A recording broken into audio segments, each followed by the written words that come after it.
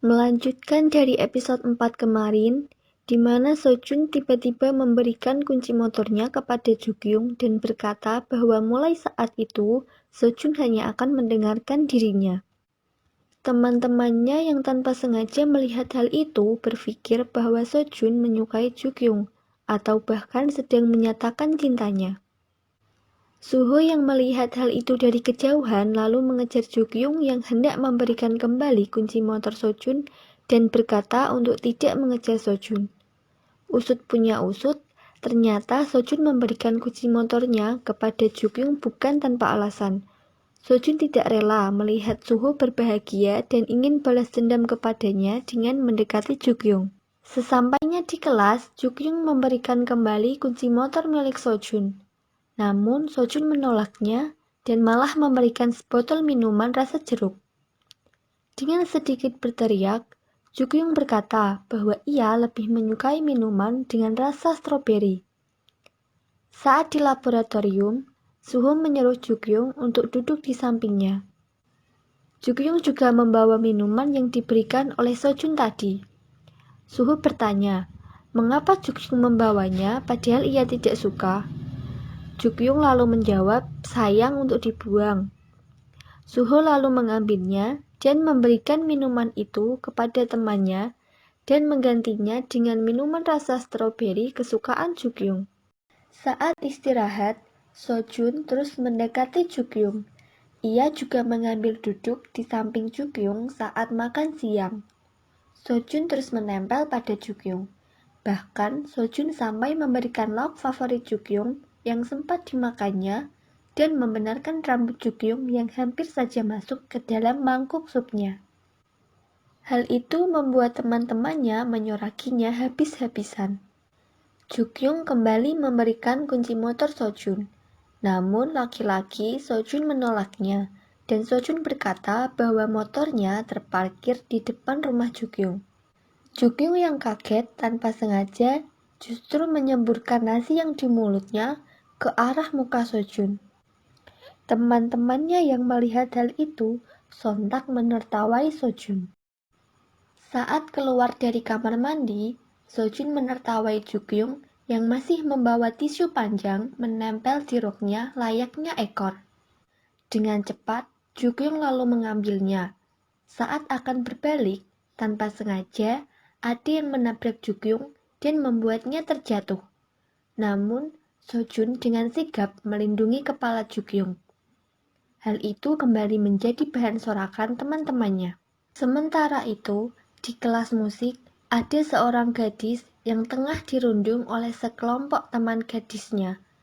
Gadis itu dirundung karena ia terpilih untuk tampil bernyanyi solo di acara festival sekolah. Jukyung melihat hal itu dari pintu. Saat akan mendekati gadis itu justru berlari meninggalkan Jukyung. Saat pulang sekolah, tanpa sengaja, Jukyung dan Sujin satu bis dengan Semi dan teman-temannya, yaitu geng yang dulunya merundung Jukyung. Semi lalu menyapa Jukyung. Jukyung yang disapa justru terlihat ketakutan. Sujin yang menyadari hal itu lalu berteriak kepada supir bus bahwa mereka akan turun saat itu. Sujin lalu bertanya, ada apa dengan Jukyung? Jukyung hanya menjawab bahwa sepertinya mereka mempunyai niat jahat. Jadi itu membuat Jukyung ketakutan. Malam harinya, tanpa sengaja, Lee Suho menelpon Jukyung. Namun ternyata yang menjawab telepon itu adalah adiknya. Jukyung yang saat itu sedang marah-marah kepada adiknya tidak mengetahui bahwa telepon dari Suho masih tersambung. Sehingga Suho mendengar semua percakapan Jukyung dengan adiknya.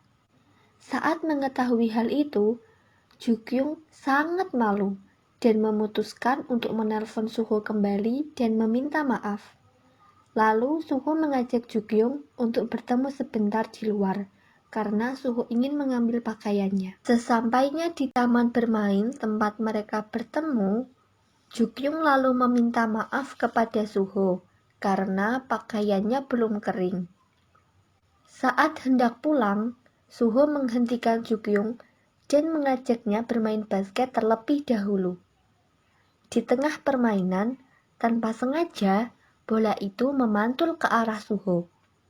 Jukyung lalu mengejarnya, dan tanpa sengaja mereka justru berpelukan.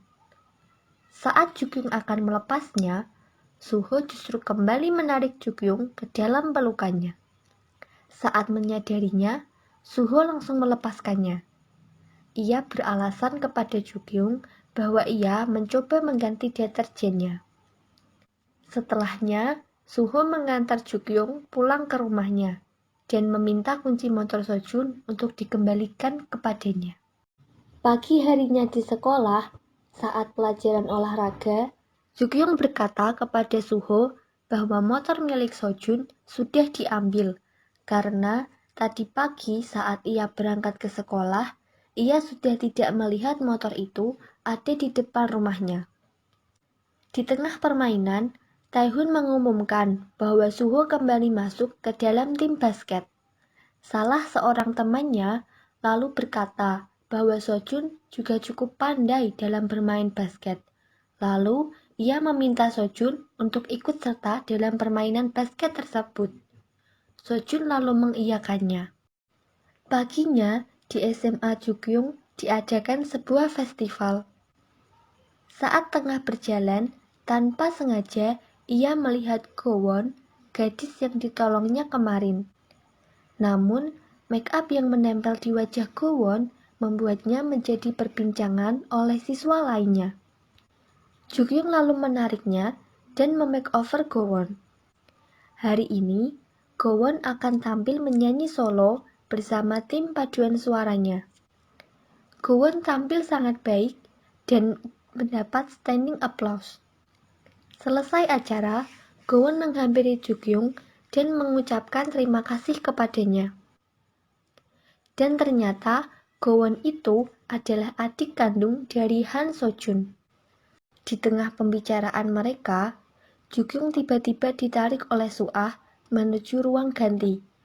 Suah meminta bantuan kepada Jukyung untuk menjadi maskot sebagai bentuk dukungan kepada tim basket kelas mereka. Sampai di ruang ganti, Jukyung bertemu dengan Suho yang tengah bersiap untuk pertandingan basket. Sayangnya, sikap Suho tiba-tiba berubah menjadi sangat acuh kepada Jukyung. Jukyung pun bingung dengan perubahan sikap Suho tersebut. Bahkan, Suho juga berkata bahwa kepeduliannya selama ini terhadap Jukyung hanya karena ia merasa kasihan kepada Jukyung. Jukyung lalu pergi meninggalkan Suho sambil menangis. Saat di lapangan basket, Jukyung hanya diam dengan kostum babinya. Pertandingan basket antara tim Suho dan Sojun berlangsung dengan meriah. Tim Suho pun berhasil memenangkan pertandingan itu.